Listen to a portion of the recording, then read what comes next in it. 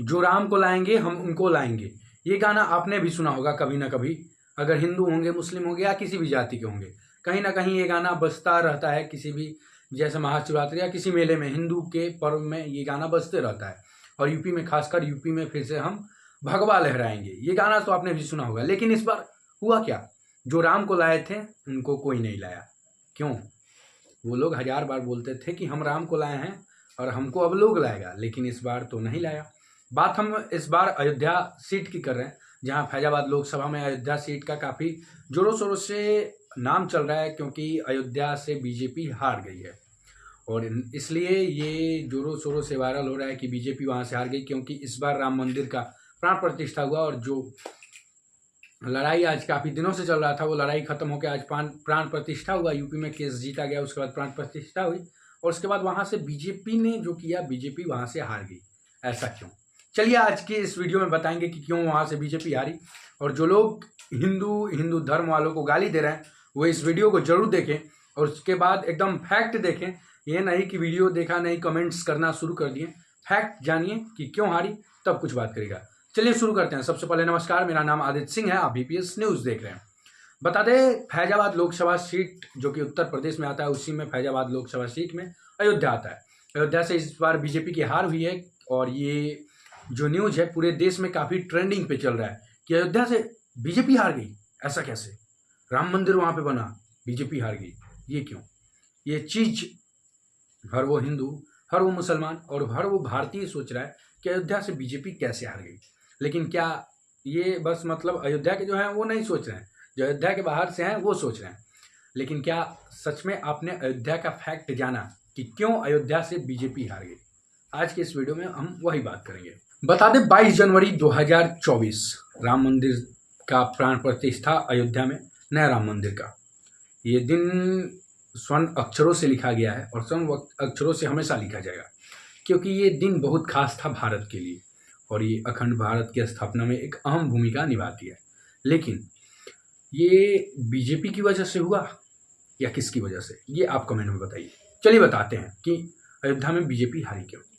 40 साल पहले से उस राम मंदिर के बदौलत जिस पार्टी ने अपना पूरा पार्टी खड़ा कर लिया है कि देश में, जिस पार्टी का कहीं नाम नहीं था, वो आज उस पार्टी का प्रधानमंत्री हैं और वो बहुमत की सरकार है। जिस पार्टी का कुछ नहीं था, वो आज पार्टी पूरे इंडिया में खड़ी हो गई और विदेशों में उस पार्टी के चर्चे हैं। जिस राम मंदिर की वजह से, जब वो राम मंदिर बन गया, तब वहाँ से वो पार्टी ही गायब हो गई। क्यों? चलिए बताते हैं। अयोध्या फरीदाबाद लोकसभा में ये फैजाबाद लोकसभा सीट में आता है और फैजाबाद लोकसभा सीट में 6 विधानसभा आते हैं। और जो लोग गाली दे रहे हैं वहाँ के हिंदुओं को, अयोध्या के हिंदुओं को, कि हिंदू ये हैं, हिंदू वो हैं, हिंदू ने अपना कर्तव्य नहीं निभाया, जिस हिंदुओं के लिए ये सब हुआ उन्होंने इस अयोध्या में बीजेपी को हरा दिया। तो सुनिए, अयोध्या में बीजेपी को कुल 4000 प्लस वोट मिले थे। अयोध्या विधानसभा में कुल 4000 प्लस वोट मिले थे। ये इंडिया ब्लॉक से ज़्यादा, इंडिया ब्लॉक से कुल 4000 वोट ज़्यादा मिले थे, जहाँ 1,04,671 वोट एनडीए को मिला था। वहीं अयोध्या में इंडिया ब्लॉक को 1,04,000 वोट मिले थे। पूरे 4,667 वोटों का फासला है। कुल 4,667 वोटों का फासला है अयोध्या में बीजेपी को इंडिया ब्लॉक से ज़्यादा वोट मिले। अयोध्या की मैं जातीय जनगणना की बात कर लूँ, जातीय मतदान की बात कर लूँ अयोध्या में, तो अयोध्या में सबसे ज़्यादा ओबीसी हैं, जिसमें कुर्मी और यादव की संख्या काफ़ी ज़्यादा है। ओबीसी अयोध्या में 22% है, वहीं दलित 21% और मुस्लिम 18%। ये तीनों जातियों का आप जो परसेंटेज है मिला लेंगे तो 50% से ज़्यादा वहाँ पे बस यादव, मुस्लिम, कुर्मी, दलित ये हैं। और ये मुस्लिम का वोट सपा को ही जाता है। कुछ ही परसेंट वोट पूरे भारत में बीजेपी को मुस्लिम का मिला था। यादव वोट सपा को ही जाता है, दलित वोट सपा को ही इस बार गया लग रहा है। और जो पूरे देश में 400 पार का नारा लगा और एक बार मतलब बात हुआ था कि 400 पार होगा तो संविधान में कुछ बदलाव होगा। उस बात को सबसे पहले अयोध्या के सांसद या फैजाबाद के सांसद जो बोलेंगे, जो थे लल्लू सिंह, उन्होंने पहली बार बोला था कि संविधान बदलने की बात वो पहली बार बोलेंगे कि अगर हम लोग के 400 सीट आते हैं तब हम लोग आराम से संविधान बदल लेंगे बिना किसी विपक्ष के, कोई बोलने वाला नहीं होगा, क्योंकि बहुमत की सरकार होगी और हम लोग को संविधान बदलने में काफ़ी ज़्यादा दिक्कतें नहीं आएंगी। इस बात को अपोजिशन वाले पकड़ के पूरे लोकसभा चुनाव में कि संविधान बचाना है तो हमको वोट करिए, इस बात की काफ़ी मतलब निंदा करते हुए अपने वोटर्स को उन्होंने बनाया। दूसरी बात, अयोध्या में ये और भी बात मैं बता दूं, अयोध्या के जो आम पब्लिक हैं, राम मंदिर बना, चलिए ठीक है, बहुत खुश था मैं भी, आप भी बहुत खुश होंगे, लेकिन जब राम मंदिर बना, राम मंदिर बनने से नुकसान किसको हुआ और फायदा किसको हुआ? आप बोलेंगे फायदा तो अयोध्या वालों को हुआ, लेकिन नहीं, वहाँ के आम पब्लिक से आप जाके मिलेंगे तब पता चलेगा कि फायदा किसको हुआ। नुकसान अयोध्या वालों का हुआ है, क्योंकि वहाँ जिनकी ज़मीनें थी जंक्शन के पास, स्टेशन के पास, एयरपोर्ट के पास या राम मंदिर के आसपास, जिसकी भी ज़मीनें थी उसको सरकारी मतलब ये कर लिया गया, ग्रहण, उसको अधिकार अपने आधिकारिक में ले लिया गया, उसको ग्रहण किया गया, जो अधिकार ग्रहण होता है उसको किया गया और मन मुताबिक मुआवजा ना दिया गया।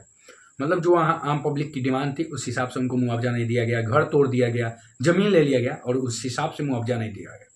एक मैं छोटी सी क्लिप चलाऊंगा, उसमें एक 80-85 साल के, मतलब 80-85 क्या 90 साल के एक वृद्ध हैं, या उनसे मतलब वृद्ध हैं, एक्यूरेट एज में नहीं बता सकता, लेकिन वृद्ध हैं, वो बोल रहे हैं कि मन मुताबिक ये नहीं दिया गया है जो मुआवजा है, और मतलब उनके आसपास का लोग रो रहा है उस चीज़ को। जब वो हुआ था उस टाइम की वो रिपोर्टिंग है, उसको मैं छोटे से क्लिप चलाता हूँ, आप पहले उसको देखिए।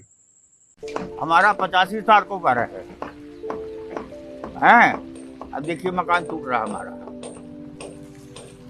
मंदिर खाली मने दर्शन करने लिए, इतना जनता के लिए नहीं बनवाए हैं कि हम सबको टिकाएंगे।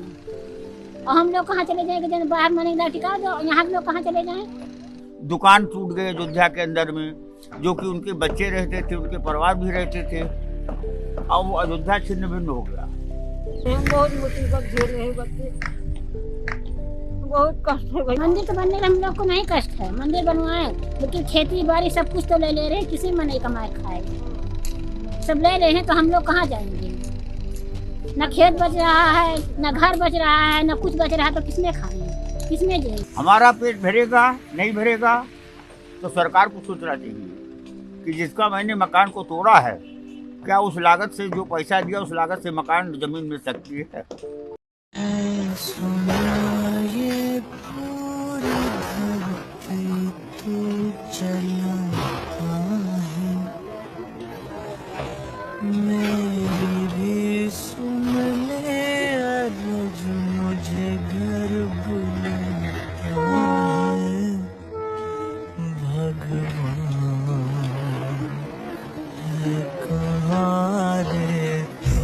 क्या आपने उस क्लिप को देखा? उसमें बूढ़े बाबा कैसे बोल रहे हैं।